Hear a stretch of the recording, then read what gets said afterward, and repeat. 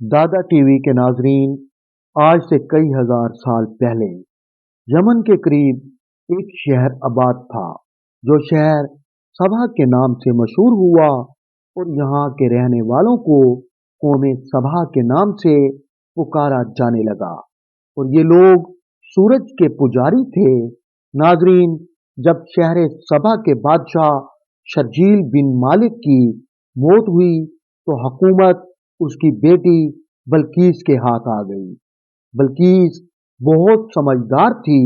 उसने हुकूमती अमूर अच्छे अंदाज में चलाने के साथ साथ तिजारत को भी वसअत दी, जिसकी वजह से उस शहर के लोगों के हालात बदल गए और वो खुशहाल जिंदगी गुजारने लगे। लेकिन नाजरीन, उन्हीं दिनों अल्लाह के नबी सुलेमान अलैहिस्सलाम भी अल्लाह के दीन को फैला रहे थे और उनकी सल्तनत वसी होती जा रही थी। इसके अलावा अल्लाह पाक ने हवा, चरिंद परिंद, जानवर और जिन्नात को भी आपके ताबे कर रखा था। दोस्तों, एक दिन सुलेमान अलैहिस्सलाम का दरबार लगा हुआ था। सब वहां मौजूद थे, लेकिन हुदहुद गैर हाजिर था। सुलेमान अलैहिस्सलाम ने फरमाया, अगर हुदहुद ने अपनी गैर हाजिरी की मुनासिब वजह ना बताई तो मैं उसे ज़िबह कर दूंगा। इतने में हुदहुद हाजिर हुआ और सुलेमान अलैहिस्सलाम ने देर से आने की वजह पूछी तो उसने जवाब दिया, मैं एक ऐसे शहर से आ रहा हूँ जहाँ के लोग शिर्क करते हैं, अल्लाह को छोड़कर आग और सूरज की पूजा करते हैं। उनके पास हर तरह का ऐशो इशरत वाला सामान भी मौजूद है और उनकी बादशाह एक औरत है। नाजरीन, सुलेमान अलैहिस्सलाम ने हुदहुद से कहा, मेरा खत उस मलका तक पहुंचाने के बाद वहीं बैठकर उनकी बातें सुनना, वो लोग क्या कहते हैं। हुदहुद ने वो खत उन तक पहुंचा दिया, जिसकी इबारत कुछ यूं है, शुरू करता हूँ अल्लाह के नाम से जो बड़ा मेहरबान और रहम करने वाला है। ये इज्जत वाला खत सुलेमान बिन दाऊद की तरफ से मलका बल्कीस की जानिब है। जो हदायत की पैरवी करे उसके लिए सलामती है। मुझ पर गलबे की ख्वाहिश ना करो, मेरे मुकाबले में सरकशी इख्तियार ना करो, बल्कि खबरदार और मुंतबा होकर मेरी तरफ आ जाओ।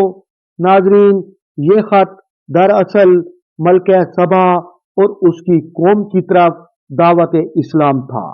हुदहुद ने ये खत मलका बल्कीस की तरफ फेंक दिया। मलका बल्कीस उस वक्त तकरीबन अपने 300 वजीरों और मुशीरों के साथ दरबार में बैठी थी। जब उन्होंने ये खत पढ़ा तो उन्होंने मलका से कहा, हमें सख्ती से इसका जवाब देना चाहिए। लेकिन मलका बहुत समझदार थी। उसने अपनी कौम के लोगों को समझाया, ये खत कोई आम बंदे का नहीं लगता, हम ऐसा करते हैं, सुलेमान की तरफ कुछ कीमती तोहफे भेजते हैं। अगर उसने कबूल कर लिए तो समझ लेना वो बादशाह है, अगर वो कबूल ना करे तो समझ लेना वो कोई नेक बंदा है। ये तमाम बातें सुनने के बाद हुदहुद ने वापस आकर सुलेमान अलैहिस्सलाम को बताई। नाजरीन, जब मलका बल्कीस ने सुलेमान अलैहिस्सलाम की तरफ ताइफ रवाना किए तो आपने फरमाया, क्या तुम ये सब कुछ मुझे देने आए हो?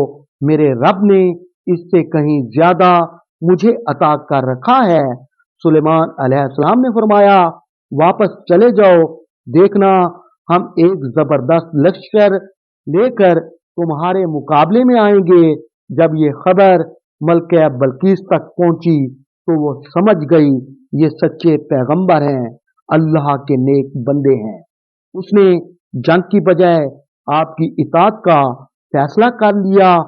और नाजरीन, जब ये खबर आप तक पहुंची तो आपने अपने दरबारियों से कहा, कौन है जो उसके आने से पहले उसका तख्त यहाँ लाकर मुझे दे। एक द्यूहेकल जिन ने कहा, मैं ये महफिल खत्म होने से पहले ही ये तख्त ला सकता हूँ और मैं हूँ भी अमानतदार। एक और शख्स खड़ा हुआ जिसके पास किताब का इल्म था। उसने कहा, मैं पलक झपकने से पहले ला दूंगा। जब वो तख्त आ गया तो आपने उसकी सूरत बदलने का हुक्म दिया और साथ ही एक ऐसी इमारत बनाने का हुक्म दिया जिसका फर्श शीशे का हो, जिसके नीचे पानी बह रहा हो और उसमें मछलियां और दूसरे आबी जानवर चल फिर रहे हों। जब वो आ गई तो आपने उसे वो तख्त दिखाया और कहा कि आपका तख्त भी ऐसा है। उसने जवाब दिया, इससे मिलता जुलता है। फिर आप उसे महल में ले गए।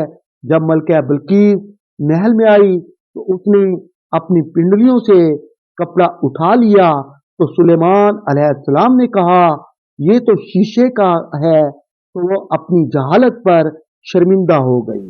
नाजरीन, बाज़ मुफस्सिरीन के मुताबिक मलका बिल्कीस ने इस्लाम कबूल करने के बाद आपसे शादी कर ली और आपने उसे दोबारा यमन भेज दिया और वहाँ 3 ऐसे महल तामीर करवा दिए। दोस्तों, उम्मीद है आपको हमारी ये वीडियो पसंद आएगी।